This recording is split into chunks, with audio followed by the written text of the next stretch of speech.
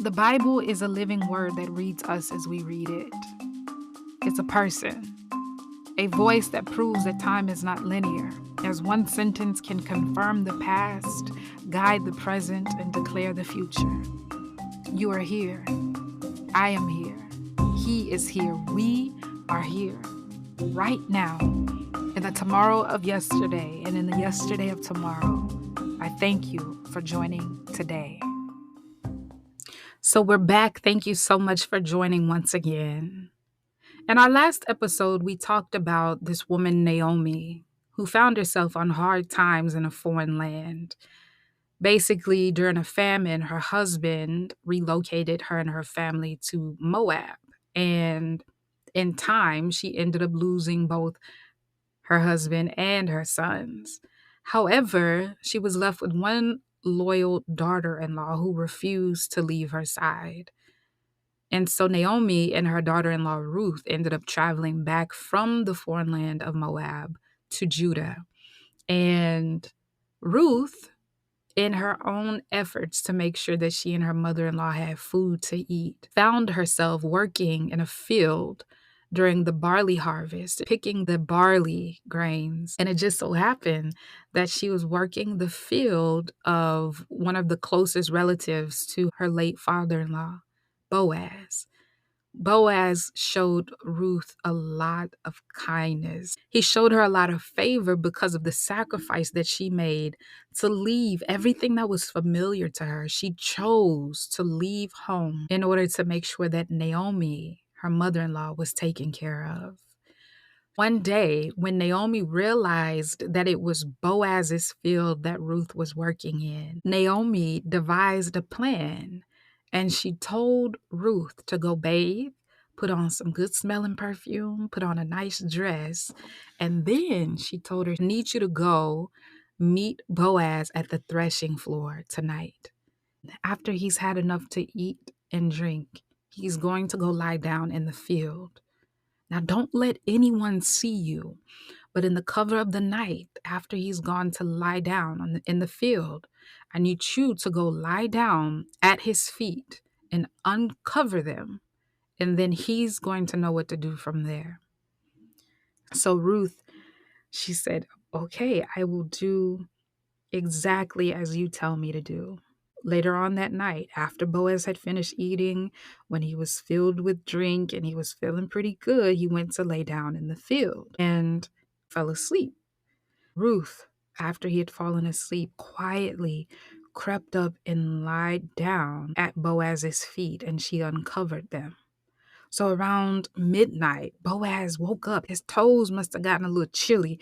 So he woke up and he tossed, he kind of turned over in his sleep. He was shocked because there's a woman at his feet. And I imagine he kind of rubbed his eyes like, are my eyes deceiving me? He said, who are you? And Ruth replied in a whisper because she didn't want anyone to know that she was out there. She said, I am Ruth. And she said, spread your cover over me because you are my family redeemer. When she said that, she was inviting Boaz to propose marriage to her. She essentially was saying, will you ask me to marry you? Boaz said, oh, wow, you're even more amazing than I thought because you could catch any one of these guys and you didn't go after a younger man, whether he was rich or poor. You could have had yourself a young buck, but instead you decided to come to me. Say less. I will make sure that you are taken care of.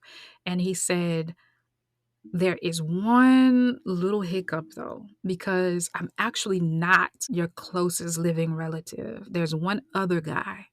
But you don't even worry about it. You just stay here tonight.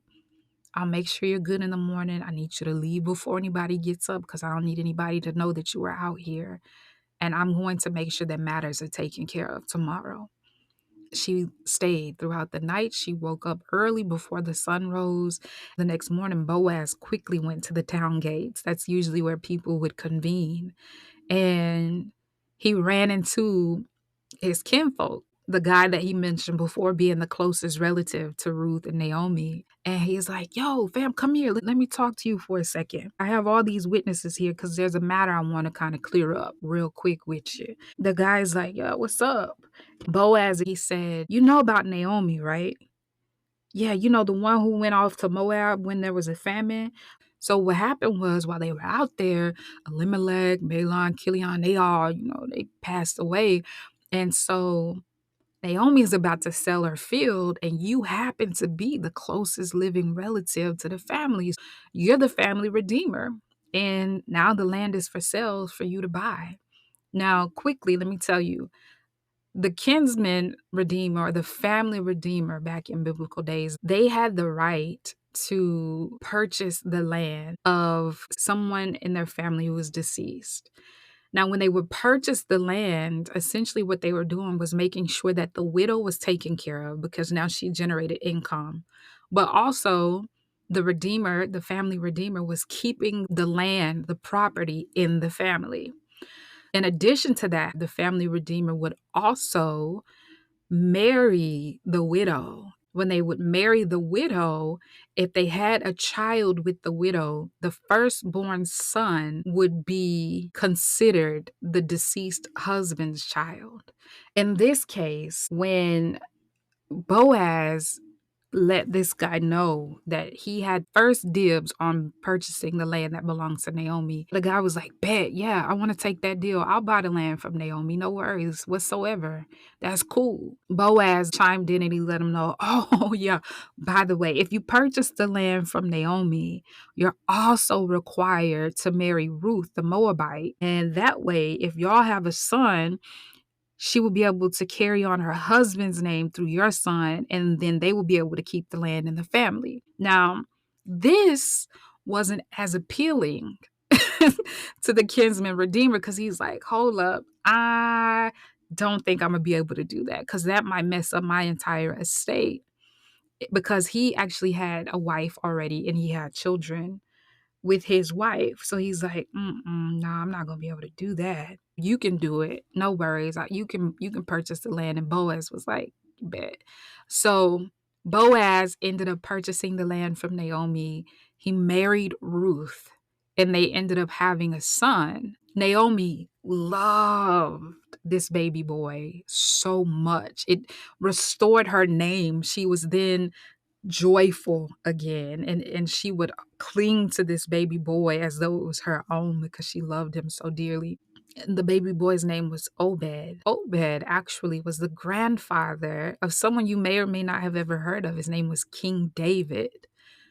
King David happens to also be in the lineage of Jesus Christ. So let me break that down for you really quickly.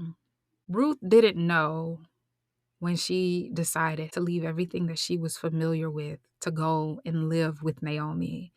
She didn't know when she was leaving her gods and the different things that she was accustomed to, that she was going to find herself having a child who would be in the direct lineage of Jesus Christ. She didn't know that when she was deciding, hey, I'm going to make sure that my mother-in-law is fed, that she's taken care of. I'm going to do the work, even if it's menial work, even if it's embarrassing work. I'm going and I'm picking up scraps. She didn't know that she would land herself in the field of a man who would end up redeeming her and taking care of her, and that they would have a child who would be the father's father of King David. She didn't know any of these things. Sometimes things happen. We don't know why they happened. I'm sure if she could have had her way, her husband wouldn't have died and she would have been able to have a son with her husband. But life and circumstances presented her with all of these different challenges, and she overcame the challenges. As a result of her overcoming the challenges, she was able to see how the hand of God was on it from the very beginning. She did not know that God's hand was working on her behalf and that he would reward her loyalty and her willingness to serve him rather than the gods that she grew up serving. She didn't know that God would end up redeeming her in the way that he did. It's a beautiful story because there's so many things that we face.